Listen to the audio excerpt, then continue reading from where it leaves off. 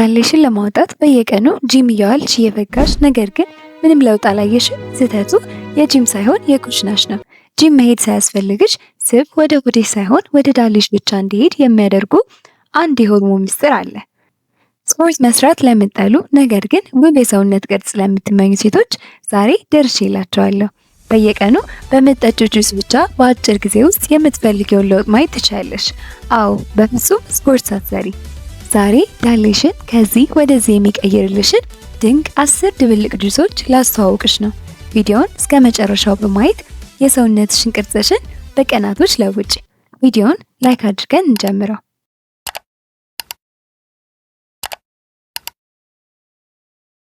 አንደኛ፣ የአቮካዶና የሙዝ ክሬም።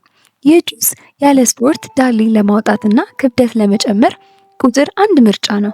አቮካዶ በውስጡ የያዘው ጤናማ ስብ ሞኖሳቹሬትድ ፋት ከሙዝ ከፍተኛ ካርቦሃይድሬት እና የተፈጥሮ ማር ጋር ሲዋሃድ በአንድ ብርጭቆ ብቻ ከ500 በላይ ንጹህ ካሎሪ ለሰውነት ይሰጣል። ይህ ከፍተኛ ካሎሪ ደግሞ ወደ ሆድ ሳይሆን ወደ ዳሌና ወደ ጭን አካባቢ በሚሄድ የሰውነት ክፍል ሙሉና ለስላሳ ቅርጽ እንዲኖረው ያደርጋል። አዘገጃጀቱ አንድ ሙሉ አቮካዶ፣ አንድ ትልቅ ሙዝ፣ አንድ ብርጭቆ ወተት እንዲሁም አንድ የሾርባ ማንኪያ ማር በአንድ ላይ መፍጨት። ሁለተኛ፣ የኦቾሎኒ ቅቤና የቴምር ሼክ። ቴምር በተፈጥሮ እጅግ ጥቅጥቅ ያለ ካሎሪና ጤናማ ስኳር የያዘው በመሆኑ ለሰውነት ፈጣን ጉልበትና ክብደት ይሰጣል። ከኦቾሎኒ ቅቤ ፕሮቲንና ጤናማ ስብ ጋር ሲቀላቀል ደግሞ በዳሌ አካባቢ ያሉ ሴሎችን እንዲያድጉና የከሱ ጡንቻዎችን እንዲሞሉ ያደርጋል።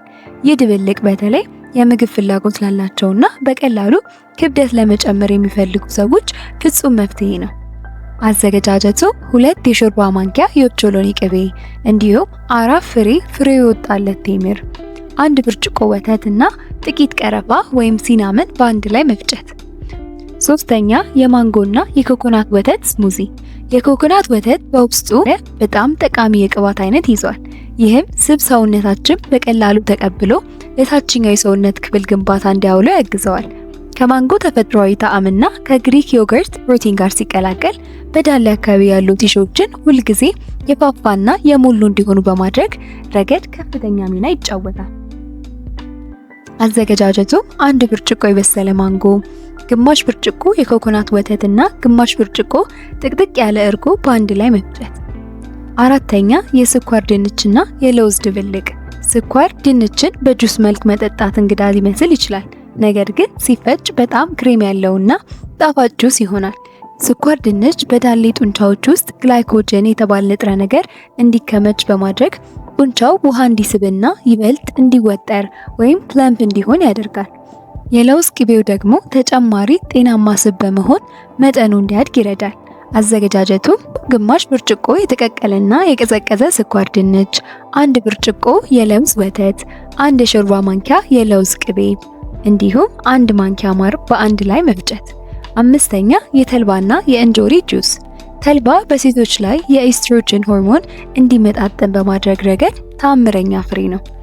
የኤስትሮጅን ሆርሞን ሲመጣጠን ደግሞ ሰውነታችንን ስብን በወገብና በሆድ ላይ ከመሰብሰብ ይልቅ ወደ ሴትነት መገለጫ ቦታዎች ዳሌና ጭን ላይ እንዲከማች በራሱ ትዕዛዝ ይሰጣል። እንጆሪ ደግሞ ቆዳን ውብና የተለጠጠ እንዲሆን ያደርጋል።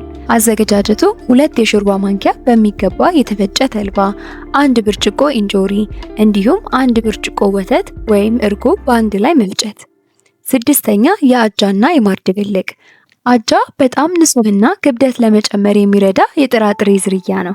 አጃን በምግብ መልክ በብዛት መብላት ሊከብድና ሆድን ሊነፋ ስለሚችል ፈጭቶ በጁስ መልክ መጠጣት ሳይታወቅ ከፍተኛ ካሎሪ ወደ ሰውነት ለማስገባት ይችላል። ይህም ያለ ስፖርት የሰውነት ቅርጽ እንዲሞላና ዳሌው እንዲወጣ ትልቅ እገዛ ያደርጋል። አዘገጃጀቱ ግማሽ ብርጭቆ አጃ፣ 1 ሙዝ፣ 1 የሾርባ ማንኪያ ማርና 1 ብርጭቆ ወተት በአንድ ላይ መፍጨት። ሰባተኛ፣ የዱባ ፍሬና የቫኒላ ሼክ።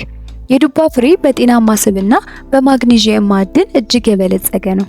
ማግኒዥየም ሰውነታችንን የምንመገበውን ፕሮቲን በአግባቡ ሰባብሮ ለታችኛው የሰውነት ክፍል ግንባታ እንዲያውለው ስለሚረዳ ያለ ስፖርትም ቢሆን በዳሌ አካባቢ ያሉ ሴሎች ጠንካራና የፋፋ እንዲሆን ያደርጋል።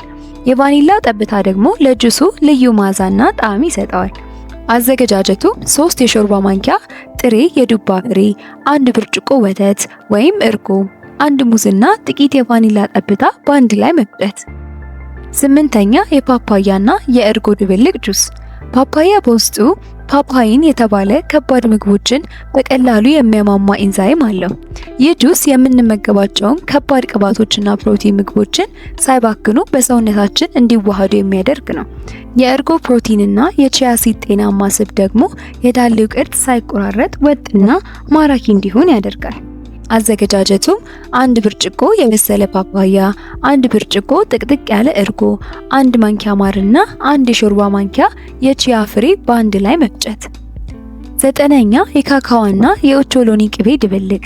ይህ ጁስ ልክ እንደ ኬክ ወይም ቸኮሌት በጣም ጣፋጭ ቢሆንም በውስጡ ግን ከፍተኛ የዳሌ ጡንቻ መገንቢያ ፕሮቲን ይዛል።